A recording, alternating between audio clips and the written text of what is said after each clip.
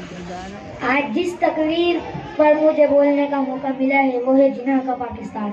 سب سے پہلے تو میرے محترم اعلیٰ قاری صاحبان اور تمام سامعین حضرات، السلام علیکم ورحمۃ اللہ وبرکاتہ۔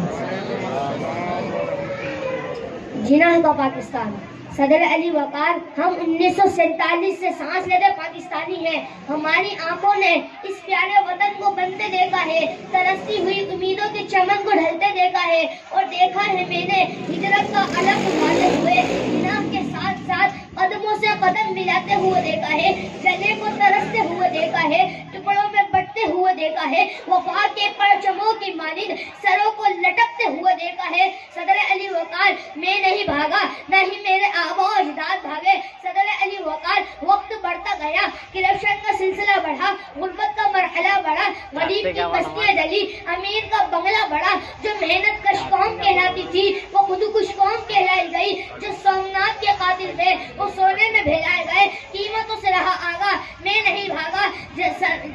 صدر علی وقار، دارالخلافہ کراچی سے اٹھایا گیا، میری کمائی ہوئی دولت کو سیاست دانوں پر لگایا گیا، میری اس قوم نے ان عیاش حکمران کو جیتے دیکھا ہے، میرے بزرگوں نے اپنی آنکھوں سے بنگلہ دیش بنتے دیکھا ہے۔ صدر علی وقار، ارے امیر بن کر اس ملک کی جڑیں کھرچنے سے اچھا تھا کہ میں پھل اور سبزی بیچتا، ملک بیچنے سے اچھا تھا میں عبد القدیر بنا اور اپنا فرض نبھانے لگا۔ مجھے شجرے کھنگال کر مارا گیا، مجھے بسوں سے اتارا گیا، میں تبدیلیوں کی امان، انتہائے کرم، خوشیوں کی نسیم بنا، میں علامہ شاہ احمد نورانی بنا، میں علامہ عبدالستار خان نیازی بنا، میں غازی ممتاز قادری بنا، میں بابا خادم حسین رضوی بنا، میں معزز علامہ و مولانا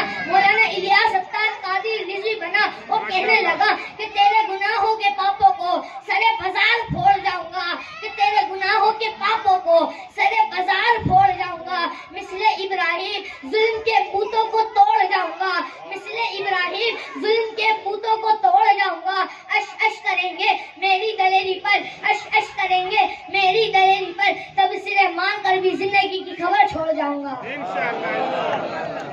آخر میں اپنی تقریر اختتامی آخری الفاظ کے ساتھ کرتا ہوں